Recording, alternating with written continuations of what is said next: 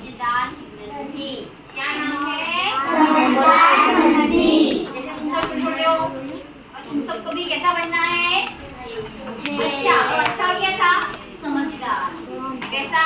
समझदार। तो यहाँ भी एक तुम्हारी जैसी छोटी सी मुन्नी सी नन्ही सी मुन्नी नन्ही है, पर वो क्या है? बच्ची नहीं है, वो क्या है? अंडा का बतख है। उसकी अच्छी सी यहाँ पे कहानी रखी हुई है, तो हम पढ़ना शुरू करते हैं। नन्ही बतख तट पर आई तो उसने देखा कि एक बिच्छू दलदल में फंसा हुआ है। नानकड़ी बतख કિનારા પર આવી ત્યારે એ બતકે જોયું તો बिच्छू વીછી એ દલદલમાં એટલે રેતી બાજુ ફસાઈ ગયો છે। દલદલમાં ફસા હુઆ હે। તે રેતીના પેલા કાદવ કીચડ હોય ને એ કાદવમાં ફસાઈ ગયો છે, એનાથી બહાર નીકળાતું નથી। बिच्छू ने नन्ही से प्रार्थना की, बहन मुझे बचा लो। नन्ही को उस पर दया आ गई। उसने बिच्छू को दलदल से उठाकर सूखे स्थान में रख दिया। ये बिच्छू कीधुं एनी ने बेन શું કીધું એને? ઓ બેન મને બચાવી લે ને। આટલું સરસ કીધું એટલે બતકને શું થઈ ગયું એના પર? શું થઈ ગયું એના પર? દયા આવી ગઈ અને એને ચાંચથી એ વીછીને ઉઠાઈને ચોખ્ખી જગ્યા પર મૂકી ગઈ। बिच्छू को शैतानी सूझी। शैतानी એટલે હું આને હેરાન કરું। किसको કોને હેરાન કરું? બતકને। तो बिच्छू को शैतानी सूझी કે આને मैं बचाई पर लाए मैं परेशान करूं। उसने नन्ही को डंक मार दिया। શું કર્યું बिच्छूએ? શું કર્યું? ડંક મારી દીધો। કોને ડંક મારી દીધો? बिच्छू। કોને માર્યો? બતક। उस समझदार नन्ही बतख को उसने क्या मार दिया? डंक मार दिया। नन्ही पीड़ा से तड़पने लगी। नन्ही पीड़ा से तड़पने लगी। नानकड़ું બતક એ બચ્ચું છે બિચારું, અને એને પર બીજું તો મોટો છે, એને બતકે ડંક માર્યો તો એને ડંક વાગે કે ના વાગે? એના શરીરમાં ઝેર જાય કે ના જાય? એટલે એ બતકને પીડા થવા લાગી, દુખાવો થવા લાગ્યો। नन्ही पीड़ा से तड़पने उठी।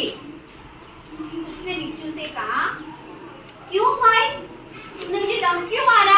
जो इतनी सरस बात करे तो है आपा जेवा तो मारा मारी कर मेरे को क्यों मार? तो यार ससुर कैसे गए?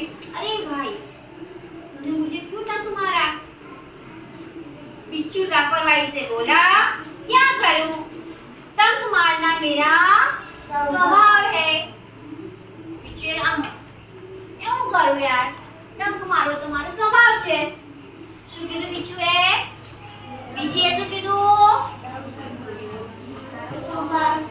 શું કીધું? ડંક મારવાનો મારો સ્વભાવ છે। नन्ही बोली, तुम यह गंदी आदत छोड़ दो, नहीं तो कोई मुसीबत से तुम्हारी रक्षा नहीं करेगा।